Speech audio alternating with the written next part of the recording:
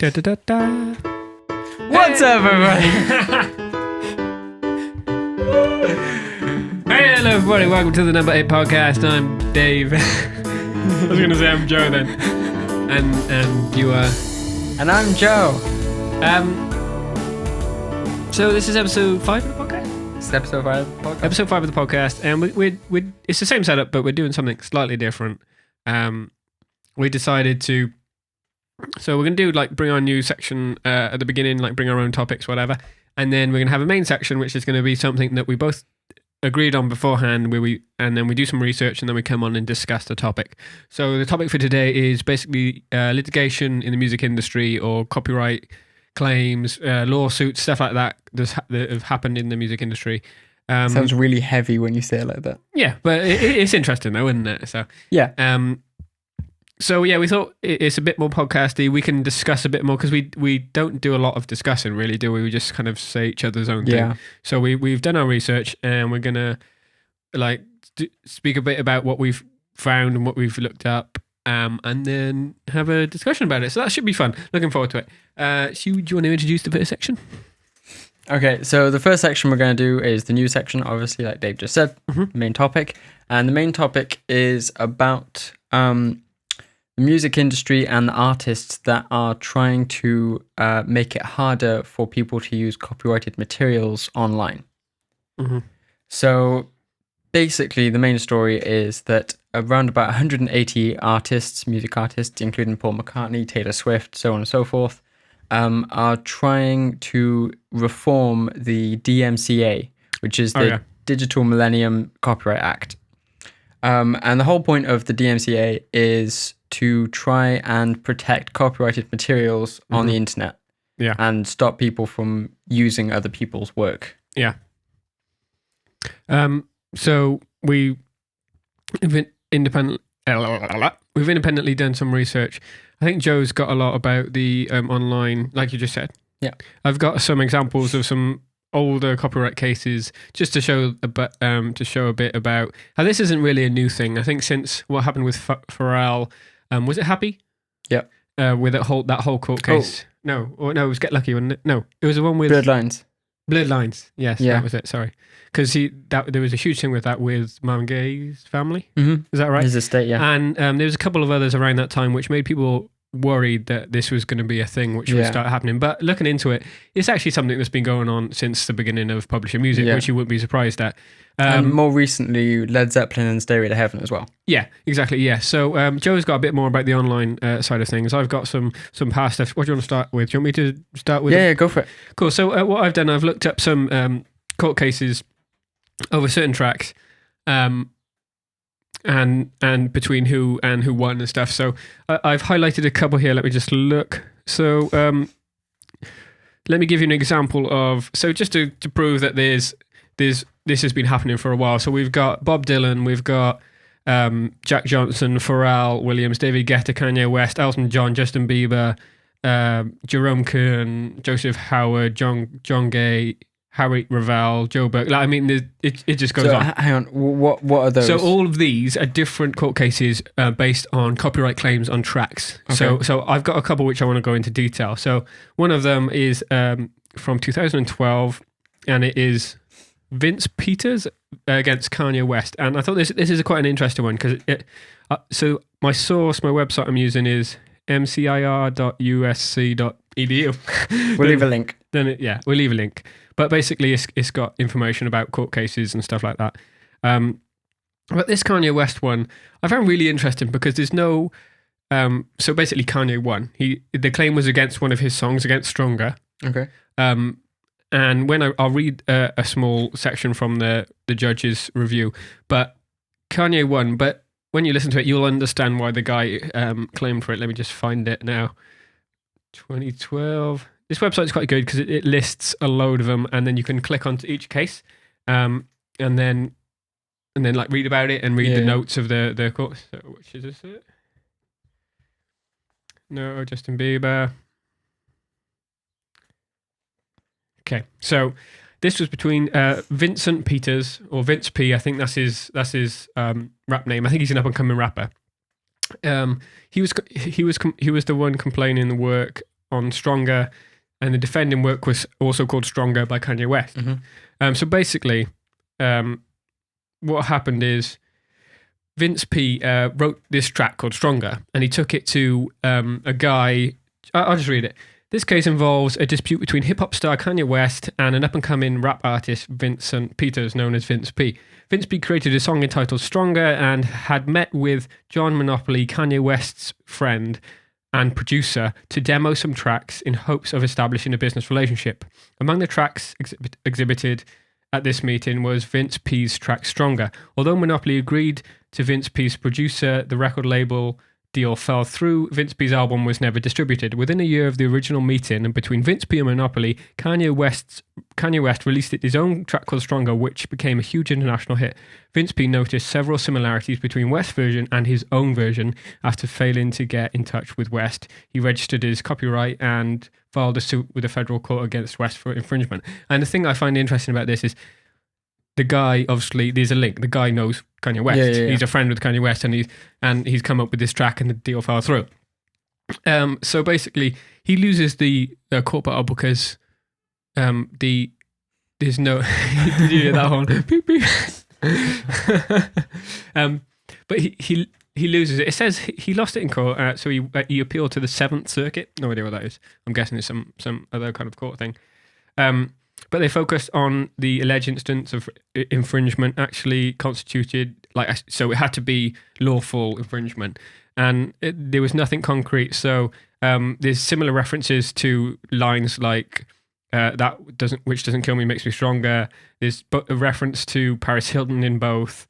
And there's some common, there's the flow, the rapping flow is similar as well. Yeah. But apparently flow and like the way you express something, you can't be claimed on that. You can only be claimed on the actual, thing itself. So let me just read the final statement. Finally, Sure. The court considered both songs reference to Kate Moss. Oh yeah, sorry.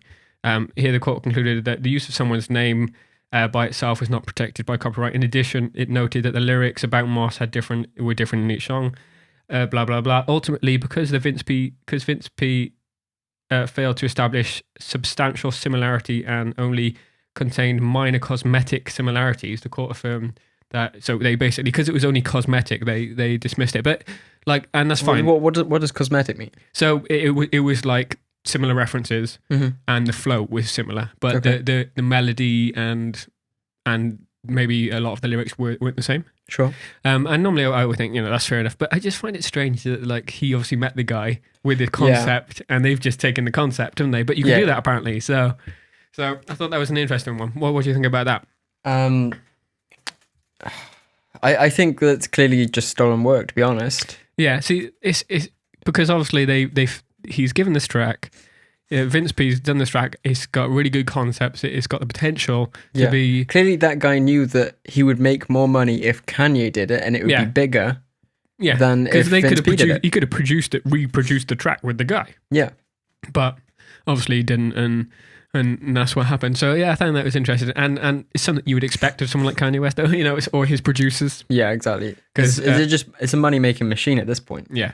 Whatever he puts out is going to make crazy money. Yeah, I've got a couple more of these. Do you want to go a bit into detail on your stuff, and then I'll come back to another case. So the main thing that I'm talking about, the overview of this. So the overview of this with the DMCA is that musical artists and labels and things think that they're losing out money because of YouTube.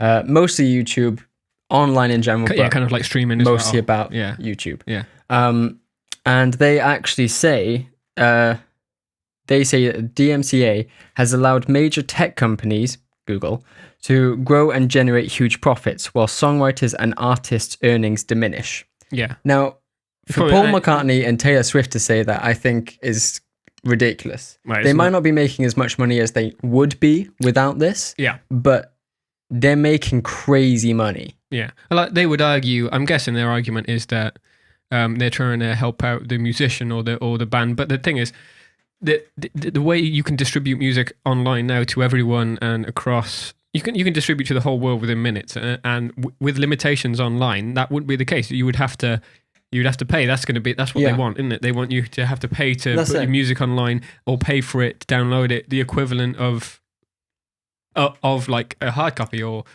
Yeah, and I'd say, I'm against labels and artists getting more power for copyright strikes and things with a YouTube system that's already pretty broken, and I'd say is abused in cases where it's just not right. There's not a copyright claim to be made, and yet they still do it. And even though they've kind of started to work out on it a bit at the moment, haven't they? But still, you can claim on a video and get it flagged and get it taken down just by a bot. You know, the flag will get picked up because someone else's content is in it, and then it will just go down. And it's a long process to try and appeal that and get it back up. That's it. And I think the music industry has a long history of not really understanding the internet or using the internet to its own benefit. Instead, they're constantly fighting and trying to keep things the way they used to be, rather than adapting and using it to their own positive influence. Because when iTunes came along, when Spotify came along, when the internet came along, things like websites like, I think Grooveshark, there's a couple more, but Grooveshark's down now. Basically, it was a free streaming website. It was like Spotify, but with no ads. Yeah. And Spotify didn't used to have ads. Yeah. But as soon as as soon as things like Spotify, Grooveshark, YouTube came along, it made it, and iTunes actually, because the value of each album and each song went down because they cut out distribution, they cut out so much stuff, and people, it's just easily accessible. So the music industry freaked out because the value of music itself was going down, and then as a result, tour tickets went up. So you make your money now. You make your huge money on a tour to promote your album. You make your album to promote your tour. Yeah. As where before it was you make your tour to promote your album, because the balance has shifted to which one makes the money. But you can't. There's no way you can tackle it. I mean, the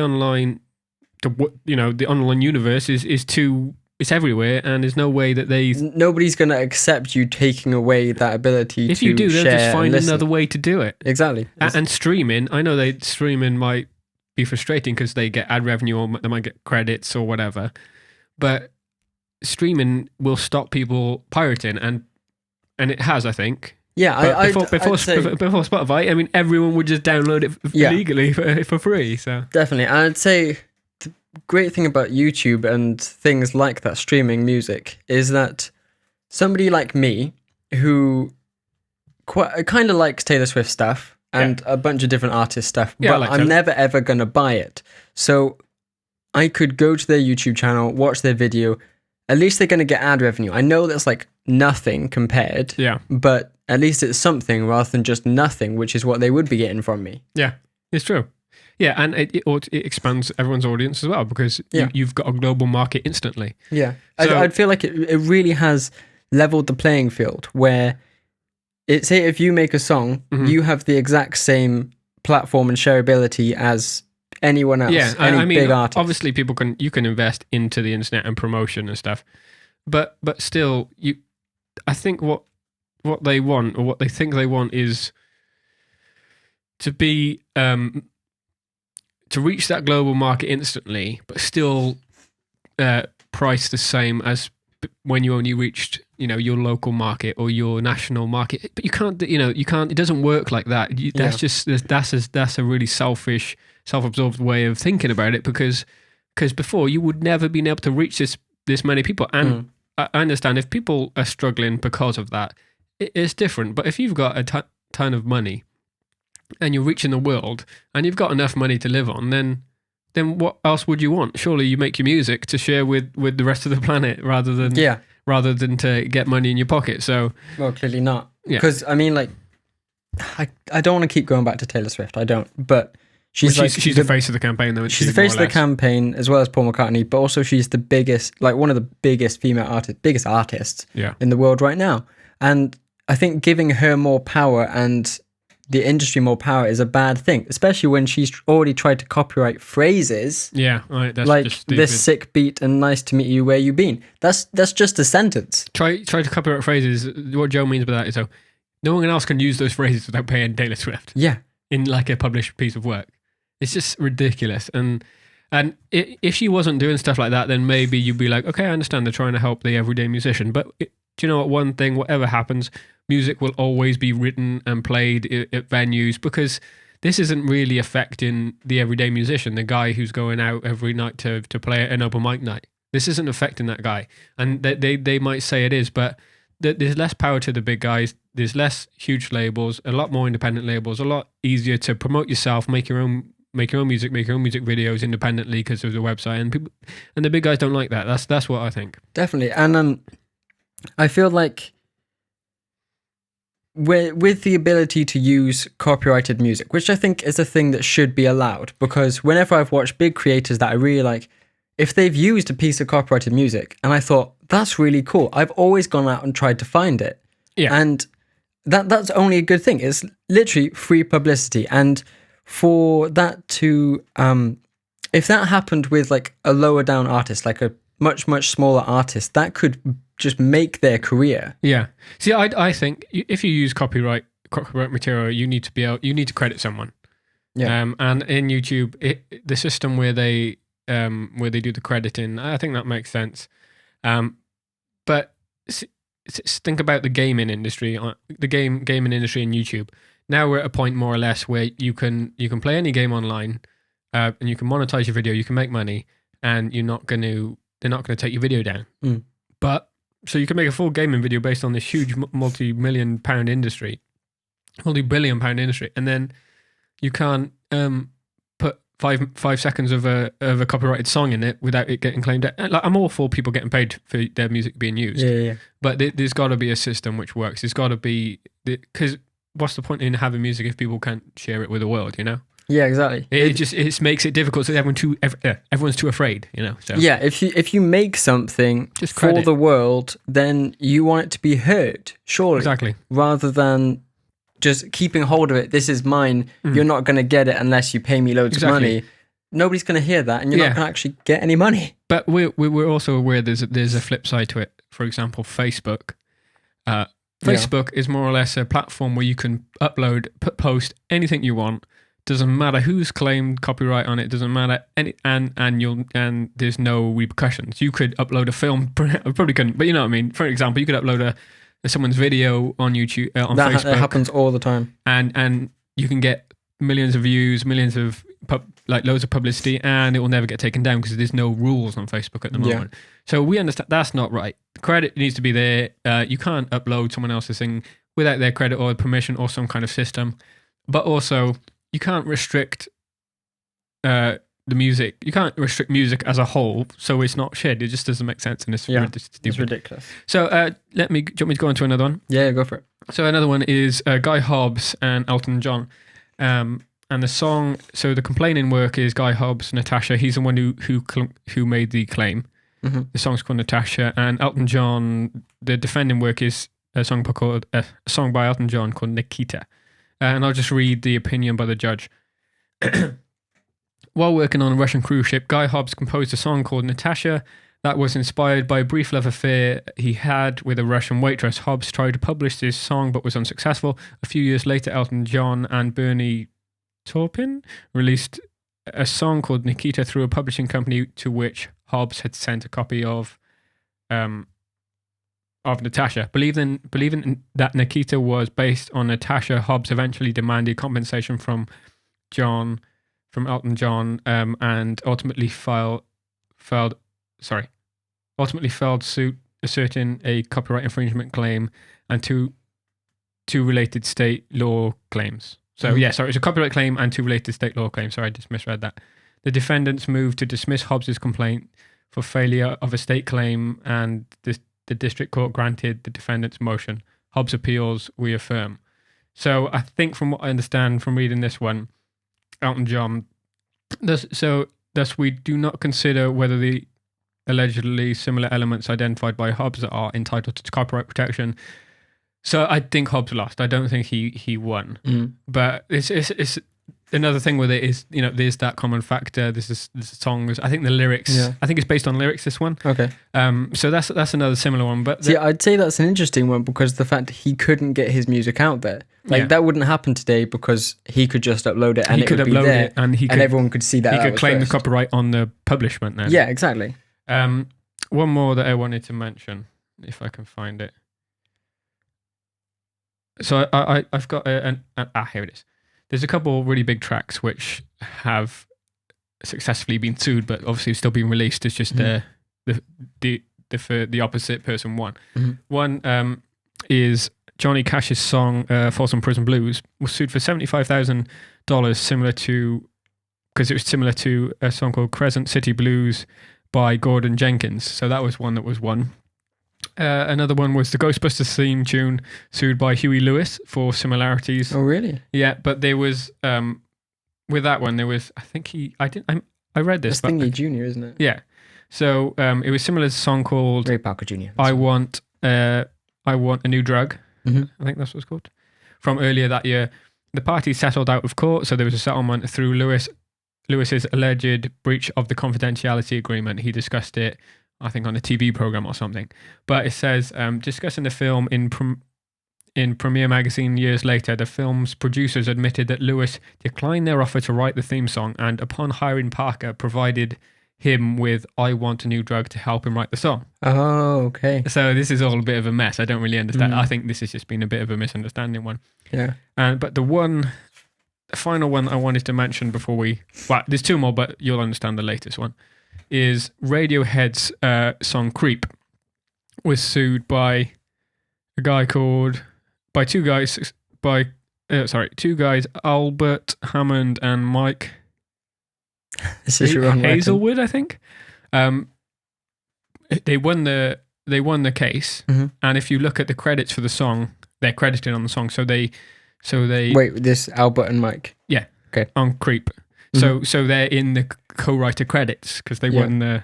Oh, okay. So that's it. But obviously, if they won, then maybe that is the case. So yeah. and the reason all this is we've started talking about it is partly because of what Joe's saying, but another thing is the Ed Sheeran case that's going on at the moment. So what do you know about the Ed Sheeran case? Because I'll explain in a second. I know very little about it.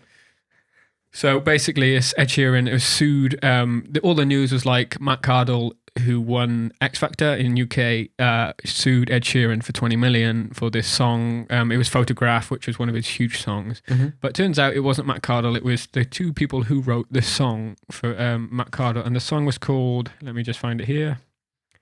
It was called Amazing. And the writers they're very famous writers. I think they've written for some really successful people. Martin Harrington and Tom. It says Martin Harrington and Thomas Leonard. Leonard, yeah. Leonard. So they claimed that it was very similar to the song "Amazing," which it is. Yeah. Yeah, I think it is. And if you have a time, go and listen to Ed Sheeran's Photograph. I think it's the chorus. I'm not sure. And Matt Cardle's Amazing. I think you'll get the similarities and you understand why. But it was interesting because everyone was like tweeting Matt Cardle saying, "Why are you doing this? Ed Sheeran's a legend." And he tweeted out saying, "Please read news articles closely. This is not my lawsuit. I think Ed Sheeran is a genius and 100% deserves all of his credit, or sorry, all of his success." So it's not a malicious campaign from Matt Cardle. He's just a guy who's received the song and performed it. But these two songwriters have sued him for 20 million over this song. But this song was huge. I mean, wasn't it? It was one of his huge tracks. And there's one thing saying that this potentially changes his career. So I don't think it will change his career. Yeah. Because I mean, he's so well known for writing his own songs anyway, and this is just one case and one song, and like everybody loves Ed. I just found the quote. It says the court documents say Ed Sheeran had called the song the one that will change his kind of career path. Don't know what that means. I don't know what that means. So that was that's been big in the news at the moment, but everyone loves Ed Sheeran, so I think everyone the opinion is quite similar, but it wasn't. We don't think it was like a malicious thing where he just copied the track because the chords chord structure and the melodies. Well, the chord structure is very common chord structure. So yeah, well, that's a big thing. Like a lot of very, very popular songs, the exact same yeah, four the chords are chords. the same, but the melody. So it's then you can reason that the melody is a natural progression from Yeah. the same chord structure. So But I mean, it could have been done. Everybody's seen those videos on YouTube, which is, like 30 famous songs in four chords or whatever. What's the famous video From Axis of Awesome? Yeah. So that's kind of what triggered my research because of the Ed Sheeran thing. Have you got anything else you want to talk about? No, that was pretty much it. Me just having a go at rich people trying to stay rich and powerful. And Yeah. that's pretty much So it. what's your, before we close up, what's your opinion on music distribution and usage? I think the music industry needs to kind of get with the times, to be honest. I think they need to realize that this is the world we live in. Yeah. People have got used to the internet. They're not going to accept not being able to use Yeah. the internet to listen to stuff. Because you And they're just going to hurt themselves in the exactly. end. You either work with it or you suffer, because at the end of the day, the internet's going to win because there's always a way around. Yeah. There's always a way around it. So, and streaming is I think streaming's the answer, Definitely. because it's got to be ads, it's got to be streaming. If you want to pay premium, that's where TV's Yeah, going. and- You've got Netflix, so A big issue with the music industry, as far as I'm concerned, is the fact they make loads more money off vinyl than they do internet, and Okay. that's a massive issue within the industry, because obviously vinyl is a very, very niche industry. It's Yeah. coming up again. It's really popular. It's really hipster, but it is. everybody has the internet, or Yeah. just about everyone can use that for streaming music and things. And the fact that they're making so much more money, I think it's like 40 times the amount they're making off internet That's that insane. they make in vinyl. And that's just a ridiculous thing. That's crazy. I didn't even know that was. Yeah, but going back to what you were saying, there's people. So I think is it Taylor Swift or Adele? Adele is on the same bandwagon. I don't think her music is on YouTube. It's on YouTube. I think her singles are on YouTube. Okay. But if anyone tries to upload any kind of track with lyrics, or Oh, okay. I don't think you can find anything that's not Probably. uploaded by her Vivo on YouTube. Sure. I think it's either Adele, no, it's Taylor Swift, who's not on Spotify. Yeah, she Is that definitely right? left Spotify. So she's not streaming any of her music, which, I don't know what she thinks the alternative is. I'm guessing it's working because she's making the most money out of any female artist, I think, or I think she's so. close to. So maybe it's working, but come on, man, just don't be a douchebag. So let's move on to our final section. Hey guys, so before we go, I hope you enjoyed the new setup, the new deep discussion about something. It's something we probably will do carry on and probably go a bit longer because this is our first one doing it. But there's a couple of things that I wanted to mention. Do you want to tell them about our vlog? Yeah. Because we'll link it here. Okay, so we've started doing this weekly vlog type thing where we vlog a bit Where we vlog a bitch. where we vlog a bit each day and then put it into one video at the end of the week.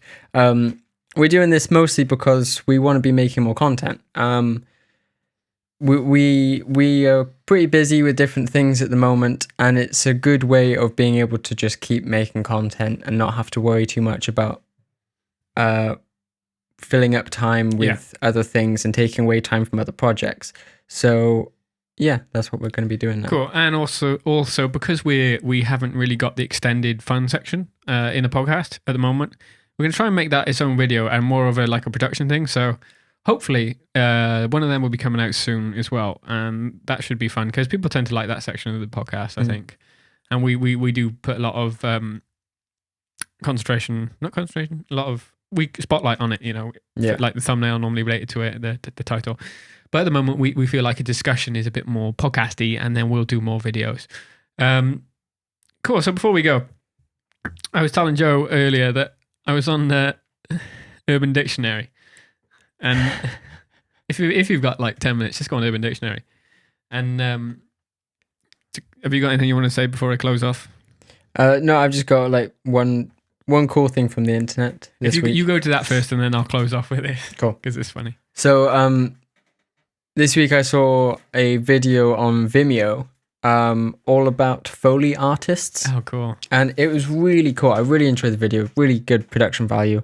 And and it's fascinating watching how they make these Do you wanna different explain sounds. what Foley is? I was about to lead into it. Sorry. So a Foley artist is somebody who does the sound effects for films and creates the right sound for the right movement. Yeah. So you'll see it if you watch the video, but they record separately somebody walking on the beach and things, moving a boat into the ocean, handling a fish and cool. kind of fish and things. That's awesome. It's really, really interesting. It's something you don't really think about when watching a film or TV or anything, but when you watch it, it seems like a really cool job, to be honest. It's really fun.